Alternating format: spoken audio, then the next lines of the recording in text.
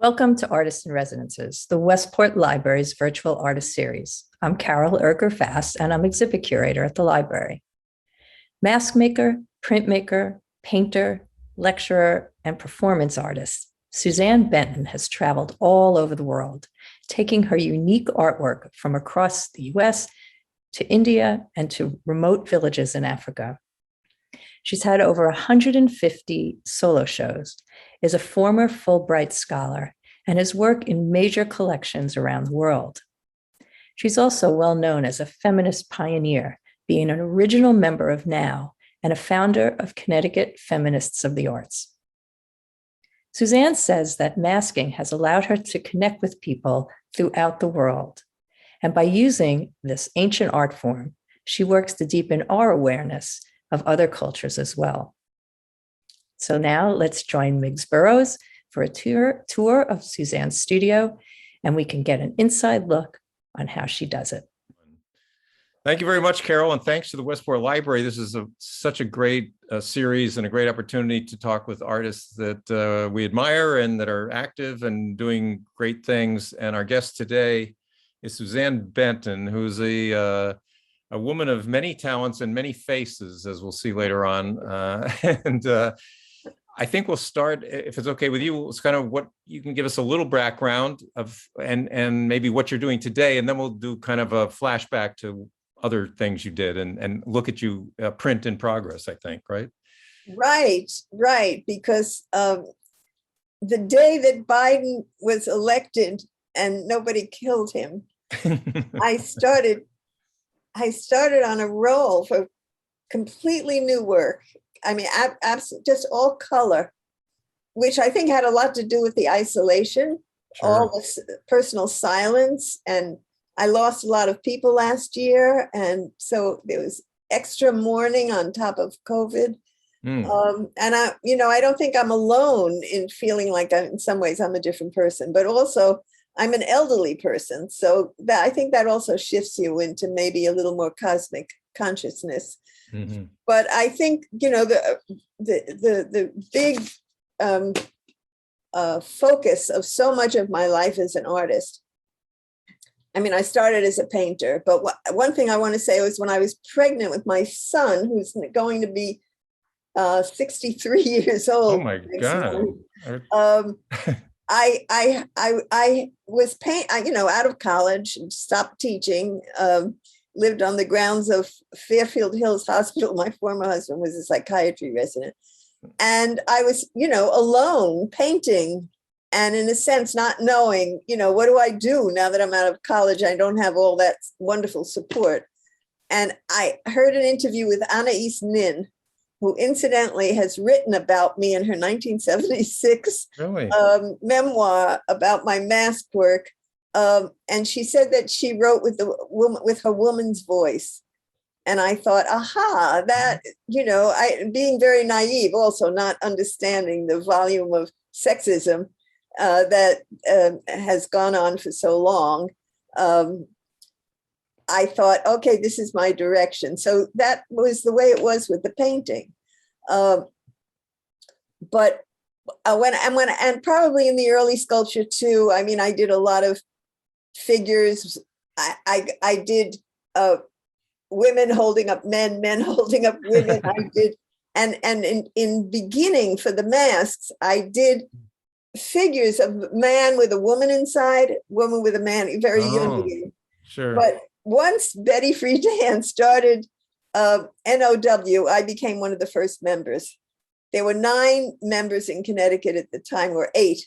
And I met with those women, and none of them wanted to organize because they were older than I and very self-satisfied, but I wasn't self-satisfied. I was a beginner, and I started organizing. So I organized the Central Connecticut Now, then Western Connecticut Now, became its president, and then I organized Connecticut Feminists in the Arts. Connecticut Feminists in the Arts got a lot of attention. And after we were in the New York Times, and we had become something of celebrities. And one day I started making these masks because I felt that women were judged by how they looked. So what happens if you put a mask on? You can't see. Maybe you can listen. So one day I had to give a talk for the Wilton newcomers. I don't have that mask with me. And I had a black and white mask, and I brought it, and I decided to tell the story of a girl I went to school with who became pregnant at 15. And I started that story by saying, Mary Adeline was a bastard. And you can imagine, I mean, nowadays that we hear everything under the sun, but in those days, that was very shocking. But believe me, they paid attention, and someone in one of those groups said, we need to re-examine the canon. Mm-hmm. And so I started with Women of the Bible. And my first performance is that first picture of me performing Sarah and Hagar from Genesis, but from the woman's point of view. How did Sarah feel when Abraham went off to kill her son? Mm-hmm. That's a real story. Yeah. So that brought me really across the country. And it also brought me to start dreaming bigger. And so the next picture is my throne of the Sun Queen that I did at Art Park in 1975. And you had to work in the presence of people. People had to watch you. And I found that I really liked that. And I thought, I'd love to do this in sacred sites around the world. And then miraculously, I got invited by the United Methodist Women to perform at their quadrennial conference in Norman, Oklahoma. And I met Peggy Billings. And Peggy Billings. So you consider yourself at that time a performance artist, right? I was a mask performance artist. I was I had made obviously all kinds of welded sculpture, and I had written a book just before this year-long trip around the world where Peggy Billings became my mentor, teaching me how to network, having resources, and getting me a grant. So I took my son went to college. I took my daughter out of school, and the next picture is me in Korea. I'm on the right, daughter Janet's in the middle, and my mentor, David Suh, is on the left at EY University. But I went to Japan. I had studios in Japan, Korea, India, Israel, and Greece, but we went to 14 countries, if you can imagine. So if you keep scrolling down, you see, could you hand me that mask?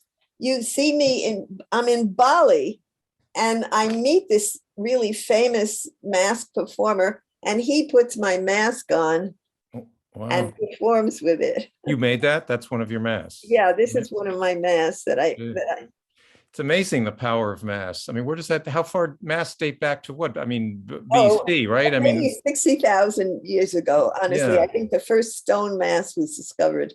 And I don't know how they figured out it was that old, but I mean, I was just fascinated because it's so powerful.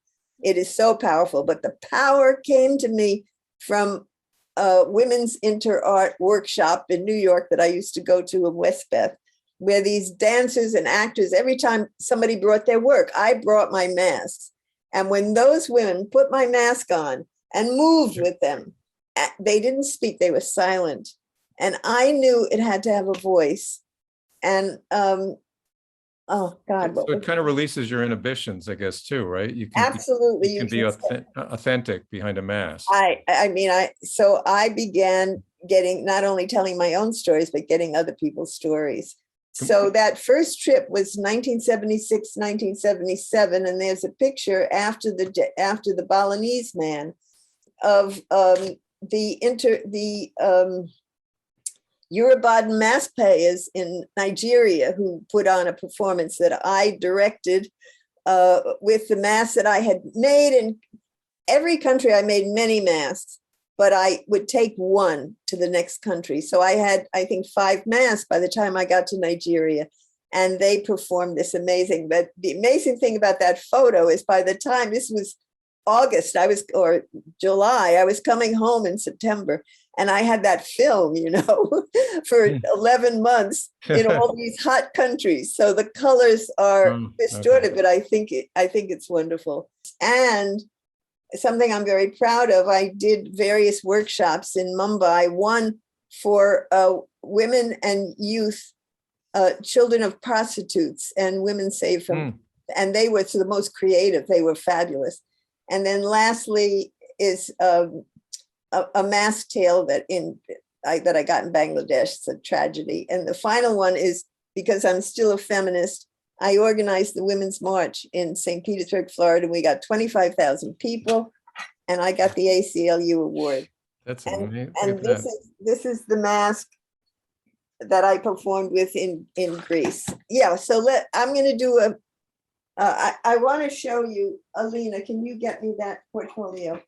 I want to show you just a few prints for this new transformation of mine, because I've done thousands and thousands and thousands of prints, but for so many years, they've been influenced by all of those travels to all of those countries, where when I use the image, it's not just that I'm picking a stock image. They're images that I have collected, and of course that I feel a connection with the country, so that I'm putting heart and soul into them.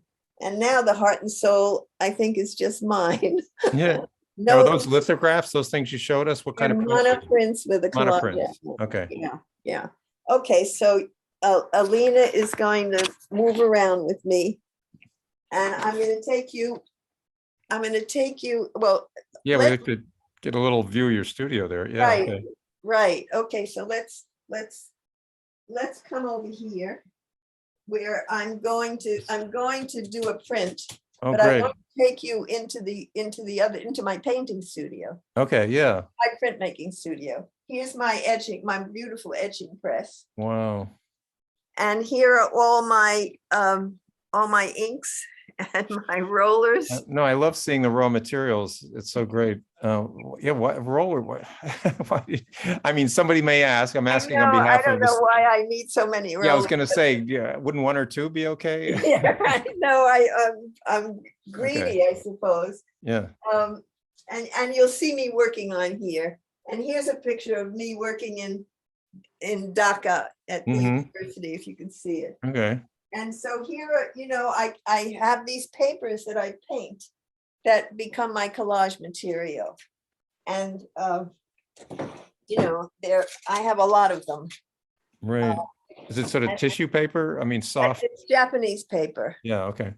Rice paper, supposedly rice paper. But here, I want you to see my healing devices. Which healing? Healing, yes. Yeah. I'm the president of the Women's Caucus for Art in Florida, and I've always come up with good ideas. And this was my this year idea of healing devices, because we need to be healed now after what we're going through and what we've been through with Trump and everything. And the spiral is a sacred symbol, and copper is healing. Oh, okay. That's what I was going to ask. You answered my question. Okay. Yeah. Why the shape? Yeah. Okay. Now, I mean, I am on such a roll that you just will not believe. This is my studio now. So slow, yeah, slow movements. Yeah, okay. Yeah. I mean, not for Alina, just to move the computer slowly. I'm going to lift up some. So these are so positive and uplifting, and that's because of the Biden gave you hope and all this new. Exactly. Yeah. Exactly. I want to show you another. Now there's if I might say, there's a hint of Rothko in there. Would that be accurate? I have to tell you, because it's come out of that isolation.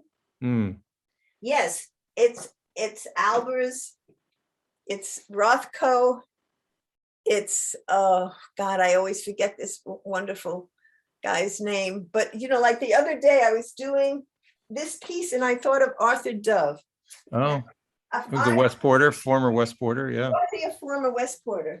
Look at yeah. I think actually that all of these people experience great sorrow, deep, great sorrow, and went to color. That's interesting. To heal, kind of a healing process. Yes. Yeah. And when I was in Bangladesh, they took me to the cattle fair to draw the bulls. And I find myself, simplifying. And at the end, they look like Picasso's. Well, I guess that's, Picasso said his goal was to learn to paint like a child again. Yes, right. anyway, okay, so in Florida, the other thing is when I'm in Florida, I take life drawing. Mm. And, you know, it's an open class, but I've been doing it forever. And I have a zillion pads. Oh my God, you're so prolific. I am prolific. I In really every am. medium, I mean, in so many mediums, usually somebody sticks to watercolors. And I think it's like language. You know, when people are told that if you learn 3 languages, you can learn 8. Mm. And yeah, I mean, I am really, when I'm inspired, you know, and it's like now or never what I'm going to do. It isn't, yeah. Brain. So anyway, so this one is not finished. Mm-hmm. I did this during the Afghan nightmare, which of course is still going on. Oh yeah. And I did this also during that. I call it Left Behind. Oh, that's beautiful. Yeah. Oh, look at that. Yeah. With the... You know, but it's really very different. Okay, this one is going into the Westport 12 by 12. Oh yeah, the artist, you're a member of the artist collective of Westport. And you know, I'm going to Florida in a couple of weeks, so good. I love Ridgefield so much more now that I'm in Florida for the winter. But I mean, they're just going on and on and on and on and on. And so, you know, I'm wildly excited. And they're surprises. Mm-hmm. There's so, yeah. I mean, it's not even fair to say like they're Rothko, because Rothko is a very hard edge, and yours has a softness and a blend to them, and they're very ethereal, more ethereal, I would say. Yes, they are ethereal. Yeah. You know, I sat in Rothko's chapel in Houston, Texas for a long time, and I thought you could tell that the work was so deeply sorrowful. Yeah. But this is just a great burst of hope. You know, and it's hope. I mean, look, we're still going through such a terrible, hard time. But I'm old enough to have seen, you know, this too shall pass. Yeah. Even if I don't get to see it. Well, that's hopeful. Thank you.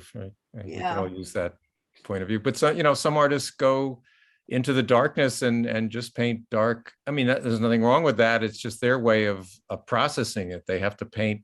Right. Well, I certainly have done that. You know, I mean, I lost a child and the paintings, you know, it was many, many years ago, but it still chokes me up. Sure. Oh, and those paintings, you know, had to go from that source. There was no way not. But, you know, having lived through all of that, there is really something cosmic coming in now. You know, I think there are shifts that happen as you move through the life cycle. Many, many years ago, I read a book by this woman who had become a therapist at 60, which at those days was a rare occasion. And she said that when she turned 80, in her 80s, she experienced an ecstasy that she had never experienced before. So I have to tell you that at the Women's March, I gave the opening remarks, and there were 25,000 people, and it was my birthday. It was my 81st birthday. And they sang happy birthday to me. And I stood there, you know, thinking I'm easing out, you know, public events. What? Yeah. You know, and then I got the ACLU award, Civil Liberties Award. And things have happened in my family life also that were very unexpected and very positive. Well, I want to give credit to, I want to just mention how Lena's framed this picture. So there's a halo literally there's a halo over your head. Oh, it's the light. I mean, it's when you're talking, it's really like this cosmic light source glowing over your head. Perfectly framed, Lena. Thank you. So do you feel like you channel some energy from when these paintings come out? Are you channeling? I think I always have. Yeah. That I get into, and over time, you know, Nancy Moore is having that show called Coming of Age. Yeah. She wants us to make a comment about it. And I have something over my computer in my office by some Japanese who says, you know, when he's 100, every dot and every line that he's going to do is so full of life. Hmm. And that's my motto, right? That's fine. But I think that you've done so much, you know, and that you have a kind of assurance, but also you enter that space. I mean, actually, last night I worked until very late here. I didn't expect to. I was just coming down to do a little something, and then I started working.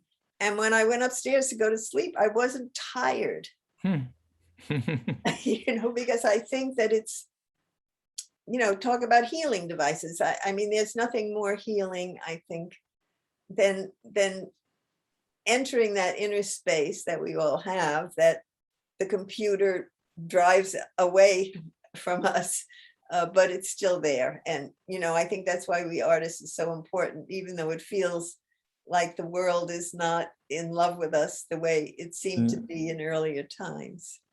Yeah. Well, I'm so gonna what do do you a want to print. do? Do you want to show us a print being made, or I'm going to make a print. that would I'm be gonna make a print. fantastic? Yeah. So, I mean, okay, here's, you know, I did a practice print, you know, because we want to do the best job we can with the plate that I'm going to be doing another work from. Okay.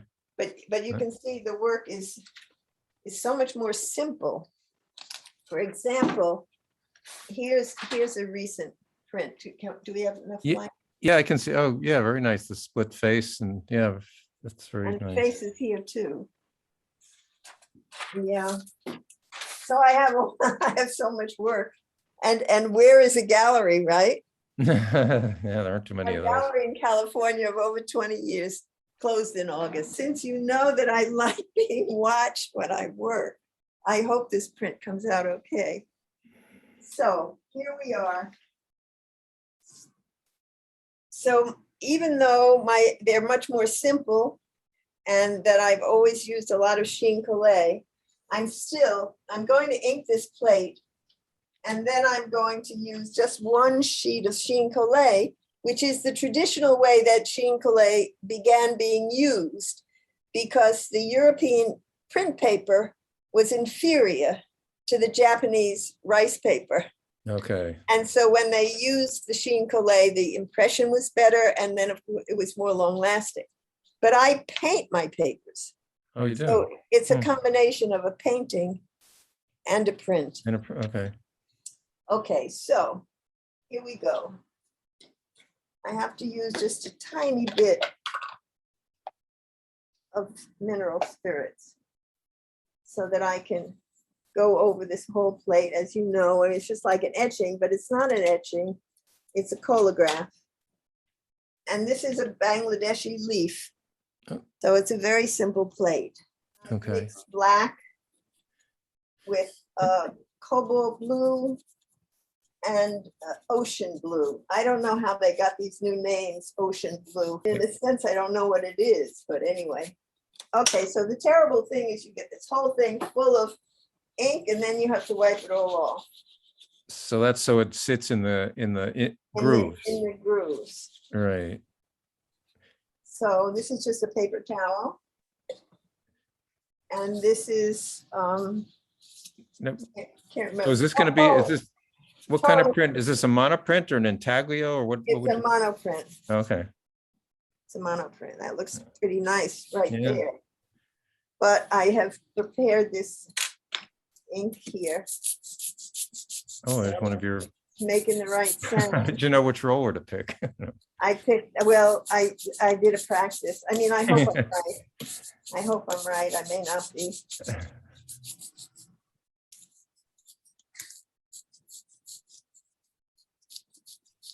And I'm gonna have to clean it up. Because And it's this- dimensional. So this is it a slightly different color than the first one you put Yeah. on, right? This is lighter. The other one was It's yeah, a richer color. richer. It's a little more, it's bluer. So And how did the image get on the plate in the first place? Was it etched there or drawn there? it's glued on. Oh, okay, it's glued on. It's glued on. This is a cardboard, it's cardboard, it's on 2 layers.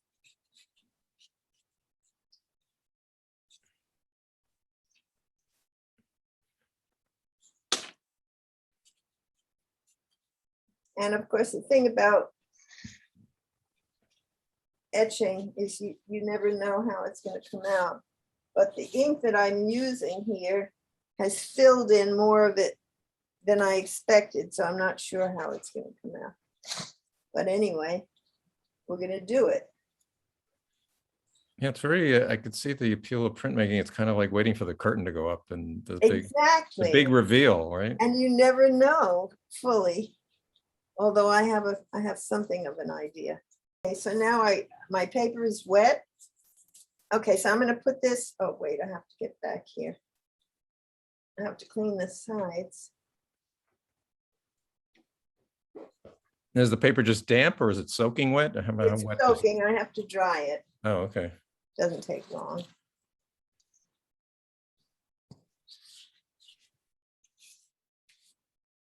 Okay, so now I'm putting the plate on my press.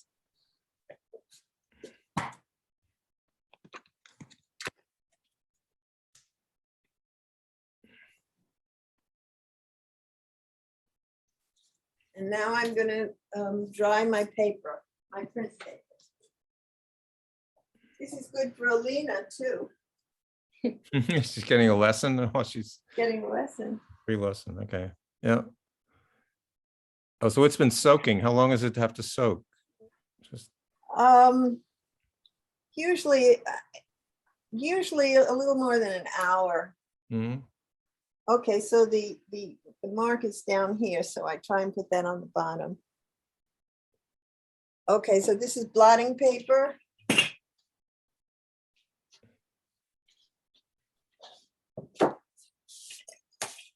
And this is just a rolling pin that once upon a time I might have made a pie with.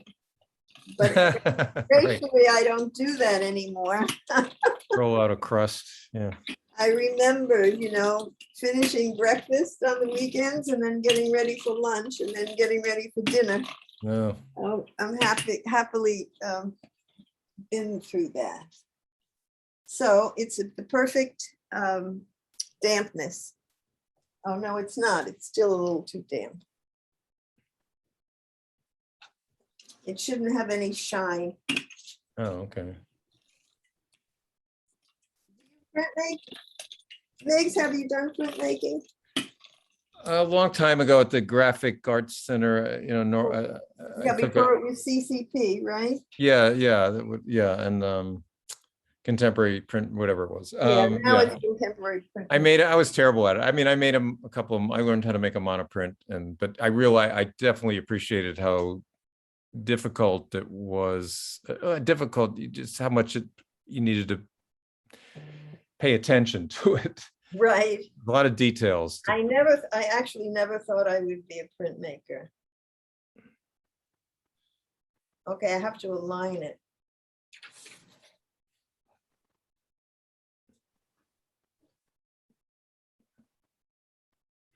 And that's what, a big like canvas thing over it, or It's blanket? It's like a blanket. the blanket's felt.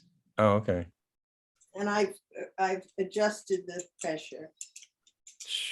Oh, okay. So this is. So when I got this press in the 1980s, the guy I bought it from had been a contract printer who just wore out. Mhm. And I said to him, should I get a motor? Because I want to do this when I'm 70. And he said, don't worry, you'll be able to do it. And actually, it's quite easy. It's a Charles brand. Oh, come over here so you can. Because this is the moment of excitement. This is the curtain going up, right? Yeah, unveiling. Oh, it wasn't, I didn't lay it down properly. Ooh. Here it is. Oh my God. That's so amazing. It's got Wow. it's that quality that you probably can't get from painting, that kind of Right. distressed. It looks distressed, I guess is Right, the word. I don't know right, if that's the right word. Right. And do you title your? Yeah, but I have to tell you something that what I didn't do, so I'm going to do another one. Mhm. What I didn't do I just printed the plate. I didn't do the sheen collé. And Oh. there's still so much on there. I'm just gonna ink it a little bit more.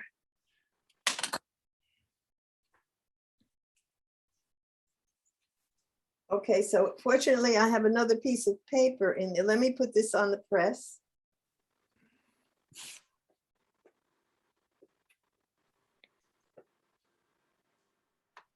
Okay, so now I'm going to take this piece of paper. Let me move this out of the way.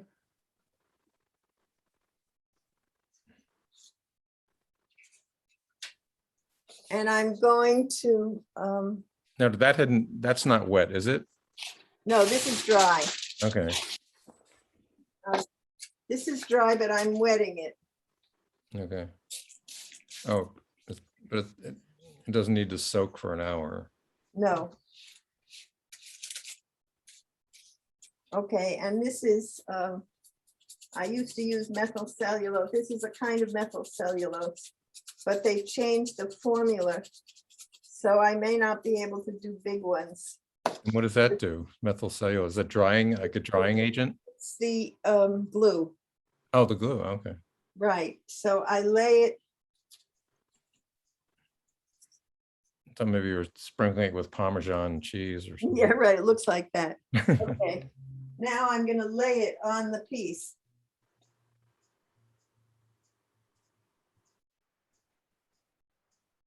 And now I'll wet the paper.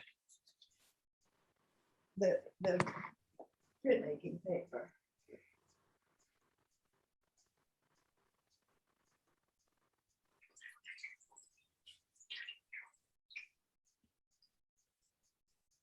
Okay, and now I'm going to dry it over there.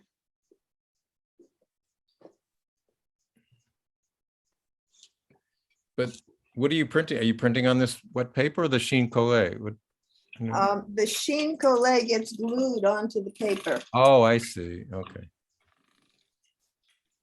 And I mean, it was started, I mean, I think like in the 1800s.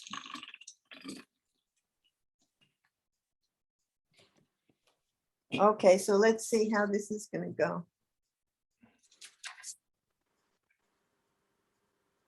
Okay, so then you'll get to see what that painting is going to do.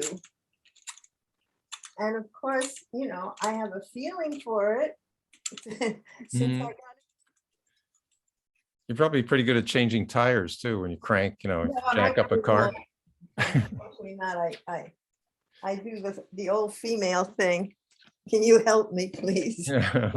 Well, This one has more contrast, yeah, but this one has more subtlety, yeah, yeah. This, color.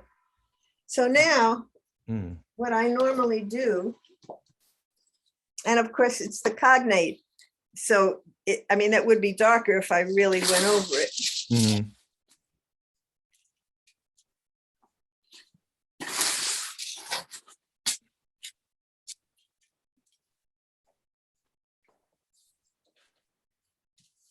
This gets up the excess ink Oh, thing. yeah, that's not a lot, but Here yeah, they okay. are. Well, sometimes it is a lot. So there's that one. I'm going to have to trim it. Beautiful. And there's that one. Yeah, yeah, I like that one because yeah, the color, there's a little kind of a darker, Right. like reddish tones in there. Right. Yeah. Wow. Amazing. The veins of the leaf show through. Right. And I think I'm going to just darken this little spot over there. One of the most important tools is a Q-tip, just so that it doesn't stand out. Sure. There it is. Oh, that's phenomenal. We're just the timing is right because We're done? We're done, really. I mean, within a minute or two, but that's so fantastic of you to share that. Thank you. Beautiful. Now, will they go anywhere? You can enter those in a show, or do they go just into your portfolio? Well, at this point in time, everything is going into the portfolio because my real focus at this point is doing an inventory, making sure I know where everything is. I mean, I am open to getting some new galleries and new exhibits. But I have outlived everyone who used to handle my work. I mean, some people are still around, obviously, but I'm needing some new people. Yeah. But you walk into a gallery and you say, "Look, I'm an artist for over 70 years. And they'll say, but I haven't heard of you. Well, that's your problem, not Yeah, mine. really. Yeah, just because they're 12 years old doesn't mean. Yes, exactly. Exactly. Yeah, I mean, I remember once there was something at the Aldrich, some young feminist art writers, and this woman said, well, and you know that they were even doing things in the 70s. Oh, yeah. So what are we going to do? Anyway, Well, so well, you have such a great perspective on the art, on the history of feminism and arts, and you've done so much to contribute to both. So thank you so much. When I was young, they were only interested in older artists, and now that I'm older, they're only interested in younger artists. But anyway, no, art prevails. Art does prevail, and I'm making them, and I think it's important. I think the voice is important. It is. And that, we as artists have a perspective that isn't part of the popular culture. And it's so important that if you just think about, I'm reading about Rabindranath Tagore. I'm reading his biography the second time because India has influenced Fulbright in many visits. And, he was so maligned in India during his lifetime. And, while he was getting all these accolades. And of course, now he's totally worshipped. I once gave a workshop for rag pickers' children in Calcutta. They were preschool children. And after the workshop, they sang Tagore songs to me. Oh. So, the culture is deep, but, who knows who is just think of Vermeer, who, died penniless. Yeah, Van Gogh. Yeah, and how his work is awarded. So, we don't know, but we do it anyway. Yeah, no, we have to do it. Yeah, we do it because we can't not do it. Exactly. Right. Exactly. Well, thank you, Suzanne. This is so great. And thanks, Alina, for your great camera work and adding that halo was a very nice touch. Thank you. Okay. Thank you so much. Thank you. Bye. Thanks, Suzanne, for letting us into your studio today. And thanks, Miggs, for another great interview. To see more of this series, check out the library's webpage, westportlibrary.org, and click on the video and podcast icon. Thanks, and hope to see you at the library again soon.